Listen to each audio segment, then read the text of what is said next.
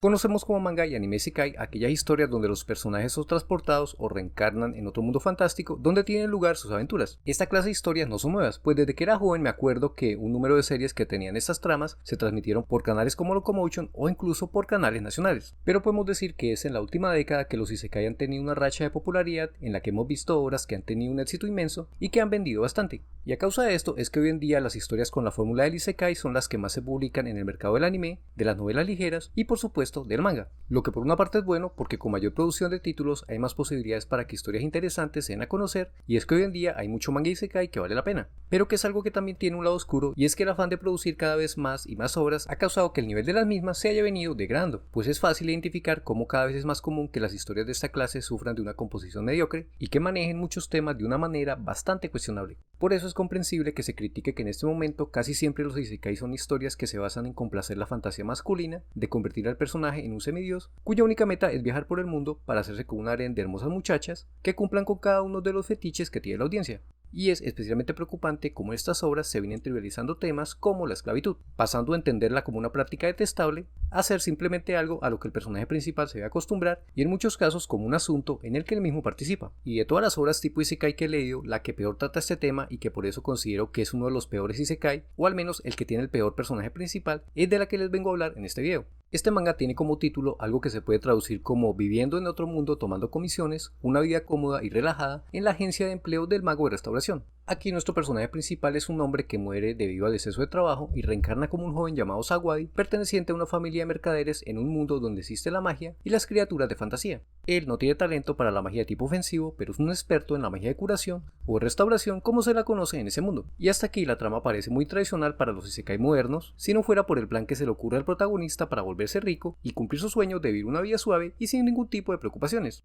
Este plan consiste en comprar a precios muy bajos a mujeres esclavas que se consideran defectuosas por estar enfermas, curarlas con sus poderes y después mandarlas a trabajar para quedarse él con las ganancias que ellas generan. Es un plan que con solo describirlo suena desagradable, pero que resulta mucho peor cuando leemos cómo Sawadi decide utilizar a esclavas enfermas porque sabe que al curarlas se asegura de que por gratitud ellas lo obedecerán ciegamente, y así se presta para realizar tareas que les pueden costar la vida, como la cacería de monstruos, sin protestar. También en este isekai el protagonista introduce invenciones y costumbres de nuestro mundo que vende a los nativos. Pero en este caso no es él el encargado de fabricar esos productos, sino que esa labor también recae sobre el ejército de muchachas esclavas que tiene bajo su mando. Esto es algo que resultaría moralmente reprochable a cualquier persona proveniente de nuestro mundo moderno, como se supone que es el protagonista, pero en este manga eso parece no importar porque el autor también se encarga de justificar las acciones de Sawadi, pues en varias instancias nos explica cómo a comparación de otros amos, nuestro protagonista trata muy bien a las muchachas de su propiedad, y que si ellas no lo hubieran conocido a él, estarían viviendo toda clase de miserias. Además, nuestro protagonista, si bien no les concede su libertad y se aprovecha de su trabajo, se supone que les da beneficios que serían impensables bajo la esclavitud, como que les da una mesada y les da autorización para casarse con quien deseen, porque también se supone que este muchacho no puede liberar a sus esclavas, ya que debe asegurarse que ellas no divulguen los secretos de su negocio. Y todo esto el personaje no lo hace con un propósito tan redundante como salvar al mundo, como en los demás isekai, sino que su meta es su propia felicidad.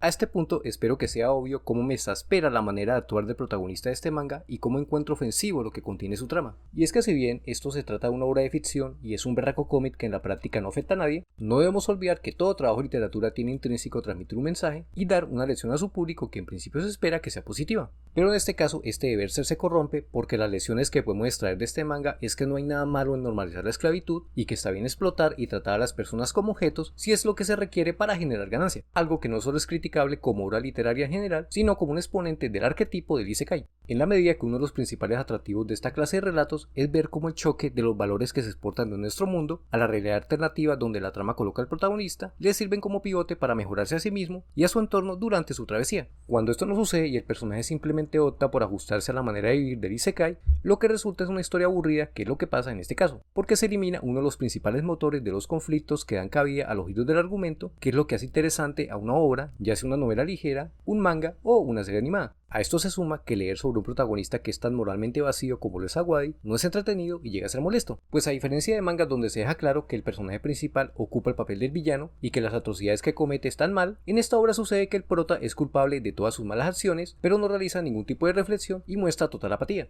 Y pese a ello, el autor insiste en tratarlo como un inocente al que solo le caen halagos. Nada ejemplifica lo ridículo de escribir de esta forma a un personaje como una escena de uno de los capítulos en la que una de sus esclavas le comenta que está esperando un bebé, por lo que la felicita y lo ofrece una moneda de oro, un gesto que en vez de alegrar a la muchacha hace que se tire al piso para llorar y para rogarle por la vida de su hijo. Pues resulta que lo que la mujer pensaba es que Sawai le estaba ordenando que le vendiera a su bebé, como es la costumbre en esa tierra. Ante esto, nuestro personaje no decide liberar a la madre o aprovechar la inmensa influencia que ha ganado en esa sociedad para intentar cambiar esa práctica, sino que lo único que hace es decir que desde ese momento la política de su negocio es que los hijos de sus esclavos serán personas libres. En conclusión, este manga me parece malo y no lo recomiendo, y ya sé que mis quejas pueden sonar más como una cátedra de ética que una crítica de un tebeo, pero es que estoy convencido que seguir publicando obras como estas terminan por deteriorar todo el espacio de la serie Isekai, pues que sigan saliendo trabajos basados únicamente en ofrecer la experiencia del escapismo, donde su elenco de personajes carezca de introspección y no existe una interacción con el contexto fantástico donde se desarrolla la trama para transformarlo, resultará en que nos quedemos con puros relatos sosos que no cautivan al lector y que repelen audiencias potenciales al ofrecer puros cuentos llenos de fetiches en que se dan mensajes como que vender personas es algo que se puede tolerar, que es una tendencia que no deseo que se siga esparciendo en la serie Isekai porque son un tipo de historias que de verdad disfruto. Espero que este video les haya gustado y si es así, como siempre los invito a que den el pulgar arriba, a que lo comenten, a que lo compartan y a que se suscriban a este canal y sigan leyendo mucho manga.